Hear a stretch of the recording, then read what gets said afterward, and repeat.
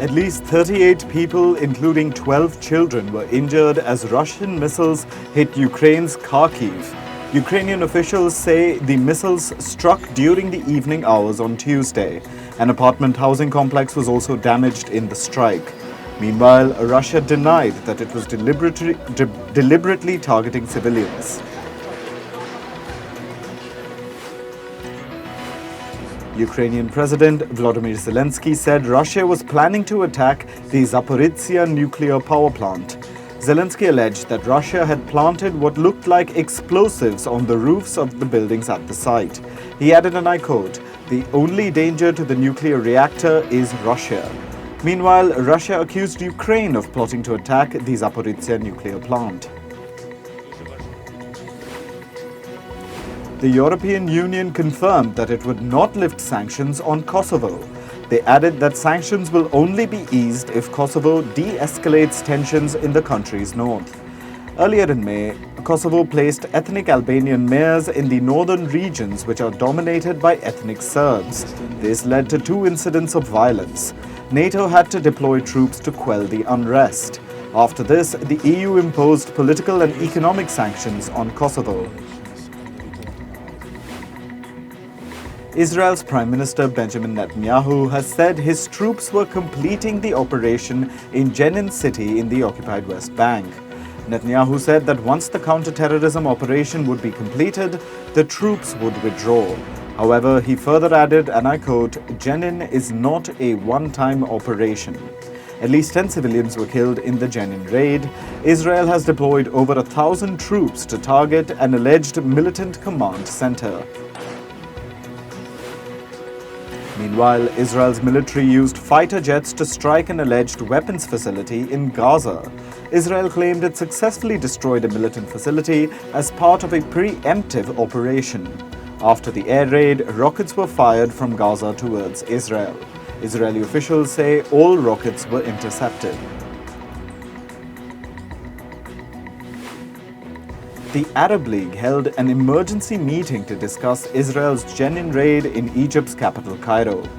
Arab nations reiterated their support for Palestine. They issued a statement condemning Israel for its aggression. The alliance also urged the international community to collectively take measures against Israel. Iran was granted full membership to the Shanghai Cooperation Organization on Tuesday. This was after India hosted the virtual SCO summit, and it was chaired by Indian Prime Minister Narendra Modi. Iran is now the 9th full member of the SCO alliance. Iran had applied for membership to the group almost 15 years ago. The UK's Prime Minister Rishi Sunak said rising inflation did not mean his government's policies were wrong. Sunak said his administration was using the right toolkit to ease inflation. Currently, the UK's inflation is higher than most major economies. After Sunak took office in October last year, Britain's inflation has dropped from 11% to 8.6%. US President Joe Biden and First Lady Jill Biden hosted military families at the White House. This was to celebrate America's Independence Day on the 4th of July. Hundreds of military families gathered at the South Lawn. They enjoyed a musical performance arranged for them.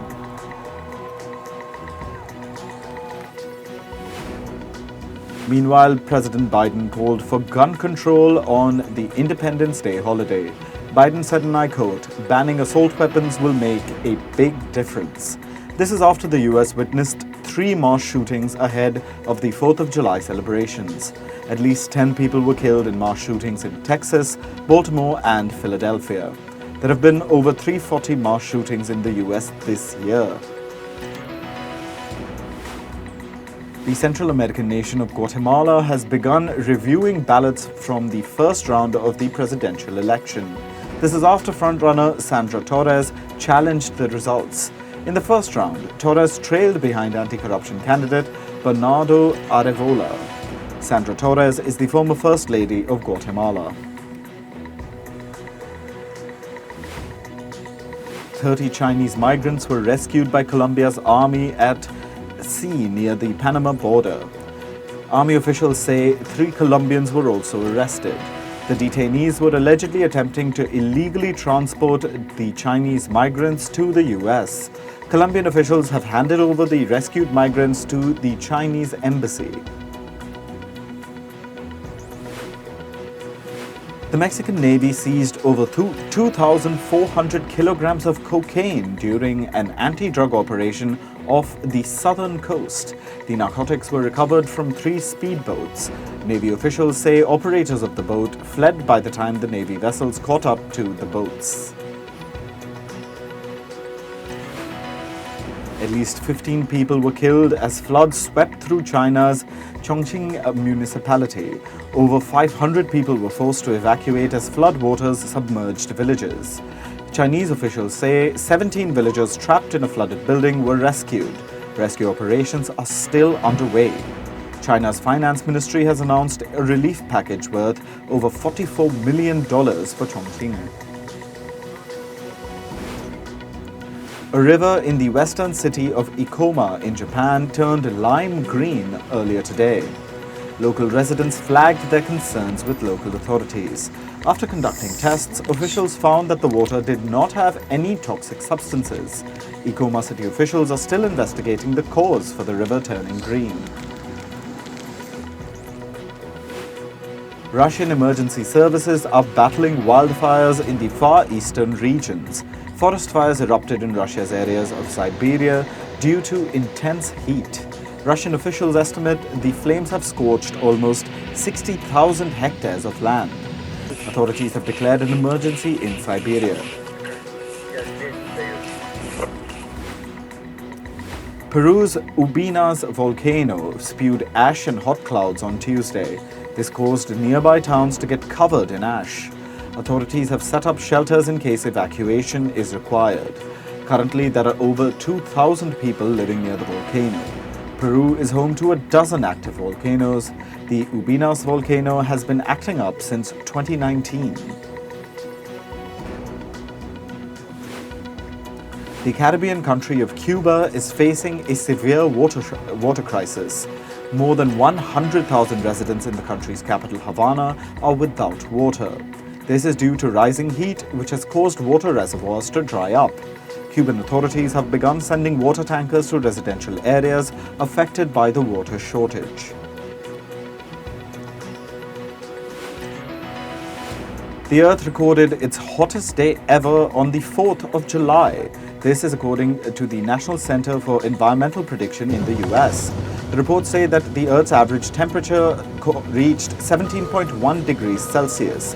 It surpassed the previous August 2016 record of 16.9 degrees Celsius and the record set on Monday at 17 degrees. Scientists have said heat waves across the world were causing the temperatures to rise.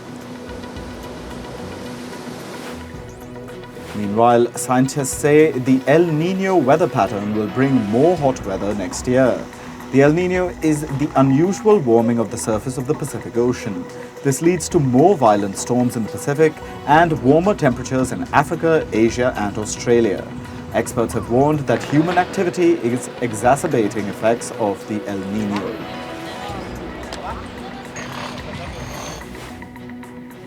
Moving to business. Reports say China's online fashion retailer Shein is working with at least 3 investment banks. This is regarding a potential initial public offering in the US. These banks reportedly include Goldman Sachs, Morgan Stanley, and JP Morgan. Earlier, reports said that Shein had already filed for an IPO in the US. However, fresh reports suggest that this is still in talks with the New York Stock Exchange and Nasdaq. As of now, the timing of the IPO is uncertain. The Bank of England is planning to force more international banks to set up their subsidiaries in the UK. It's considering the plan as part of its review of the banking crisis earlier this year. It noted that subsidiaries are easier for local regulators to seize control of in case of failure.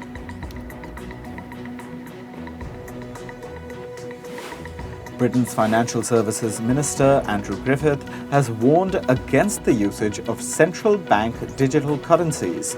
He said that the country should be cautious about issuing CBDCs because of privacy issues. This is after the UK's Finance Ministry and the Bank of England launched a public consultation on the issuance of digital currency. A spokesperson from the Chinese Foreign Ministry has said that the latest export controls on semiconductor material are not aimed at targeting any specific country. The comments come after China said it would control the export of some products. These products are required for making semiconductors. India will reportedly begin producing its first domestically manufactured microchips by the end of 2024. The country will begin working on the semiconductor assembly plant in August. Last month, semiconductor company Micron signed an agreement with the Indian government to build its first factory in the country. This was during Indian Prime Minister Narendra Modi's state visit to the US. A US judge has restricted some agencies and officials from communicating with social media companies to moderate their content. These are officials of President Joe Biden's administration. The injunction came in response to a lawsuit brought by some Republican attorneys general. The lawsuit alleged that the officials went to lengths to get certain content removed or manipulated from media platforms. Researchers in China have developed an artificial intelligence tool. It's capable of designing a computer's central processing unit in under 5 hours.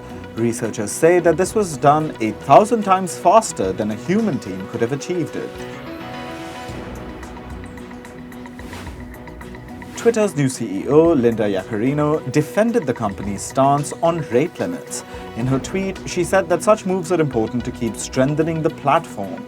This was her first public comment on the temporary reading limits set by Elon Musk.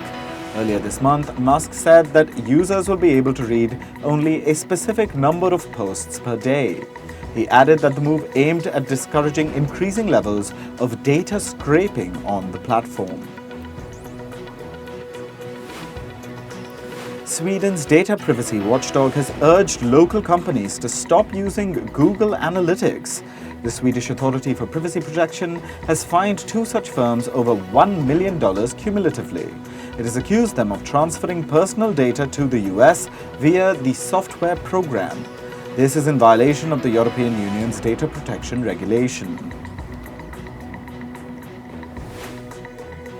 A new study has revealed that smartwatches with accelerometers can identify Parkinson's disease.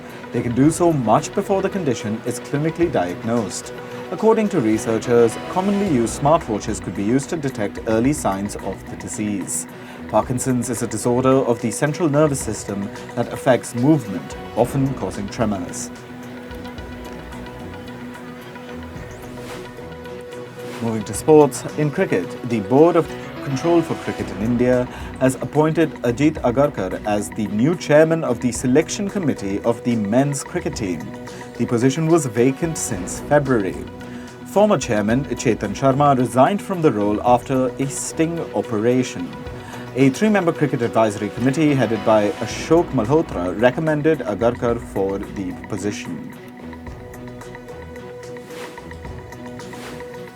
England vice-captain Ollie Pope has been ruled out of the ongoing Ashes Test series.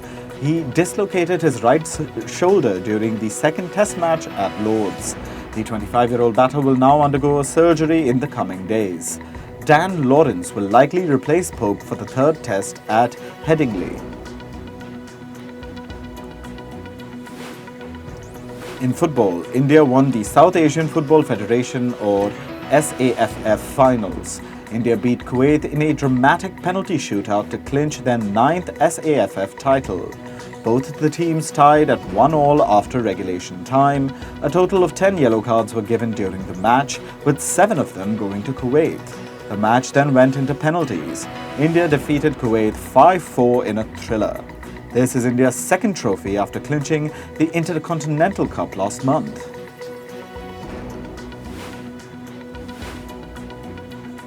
Head coach Christophe Galtier has exited French club Paris Saint-Germain. He left after being in charge of PSG for 1 year with a season remaining on his contract. He's likely to be replaced by former Barcelona and Spain coach Luis Enrique. Galtier reportedly quit his position after agreeing to a severance package with PSG.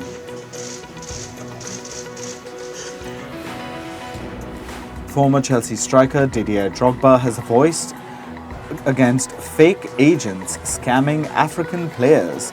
Drogba said football players in Africa were often duped by scammers with fake promises of fame and fortune. He's teamed up with the Global Football Players Union to raise awareness. The 45-year-old said that teenagers were more prone to being lured by the fake agents. Drogba is one of the most successful African players in the Premier League history with 164 goals for Chelsea.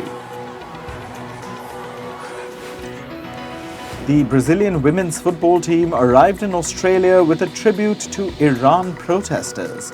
The squad's plane displayed pictures of Iranian protesters Mahsa Amini and Amir Nasser Azadani. Remember, Amini was arrested for refusing to wear a headscarf, while Azadani was arrested during protests that followed Amini's detention.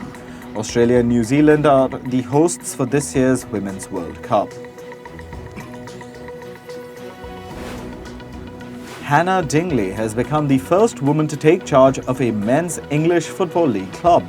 The 39-year-old makes history as she takes control of Forest Green Rovers. Dingley joined Forest Green for 4 years ago as an academy manager.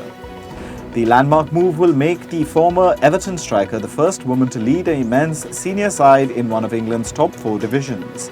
Dingley will replace Duncan Ferguson, who was appointed in January.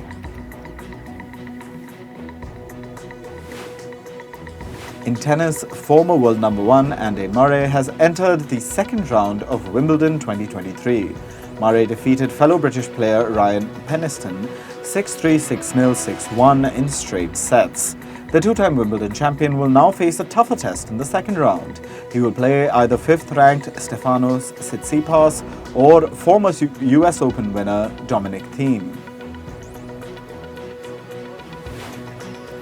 World number 2 Arina Sabalenka defeated Hungary's Pana Udvardi at Wimbledon. The Belarusian entered the second round with a 6-3, 6-1 win. She'll now face either Italy's Camilla Giorgi or Varvara Grachal of France in round 2.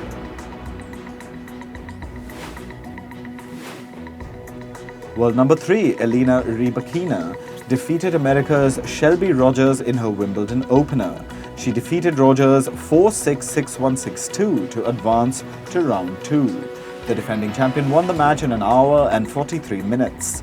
She'll now be facing either Japan's Nao Hibino or France's Alice Cornet in the second round.